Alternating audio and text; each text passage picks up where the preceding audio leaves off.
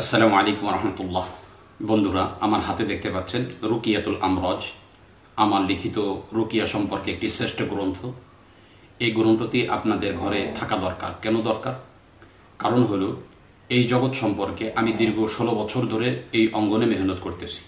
অতএব কোন রোগীর জন্য কি জিনিসের প্রয়োজন এবং কোন সমস্যার জন্য কি জিনিসের প্রয়োজন, এটা আমি যেমন জানি, একজন লেখক যে শুধু বই লেখে, তদবির জগতে, রুকিয়া জগতে কাজ করে না, সে এই বিষয়টা সম্পর্কে ততটা অবগত হতে পারবে না।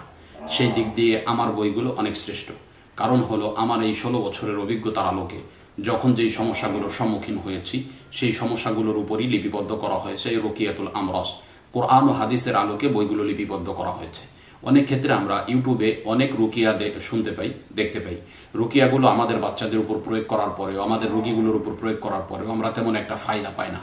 এর কারণ হলো, ফায়দা না পাওয়ার মূল কারণ হলো যে এই রুকিয়াগুলো প্রয়োগের যে পন্থা রয়েছে, এই পন্থাগুলো ওখানে উল্লেখ থাকে না। অনেক ক্ষেত্রে দেখা যায় একটা রুকিয়া রয়েছে, কিন্তু রুকিয়ার পূর্বে যে কাজগুলো রয়েছে, যেমন অনেক ক্ষেত্রে দেখা যায় সূরা ফালাক, আয়াতুল কুরসি, এইরূপ কিছু সূরা থাকে যেগুলা পড়ে পানির মধ্যে বড়ই পাতা দিয়ে এরপরে ওইটা পরিপূর্ণ পান করে এরপরে বুকের উপর হাত রেখে পাঠ করতে হয় অথবা শ্রবণ করতে হয়। এই নিয়মটা যেহেতু ইউটিউবে অধিকাংশ জায়গাতেই নাই, যার ফলে আমরা রুকিয়া প্রয়োগ করে ফায়দা পাচ্ছি না। অতএব আপনি এই বইয়ের মধ্যে পেয়ে যাবেন যে কিভাবে রুকিয়া প্রয়োগ করলে আপনার এই রোগী সুস্থ হয়ে যাবে ইনশাআল্লাহ।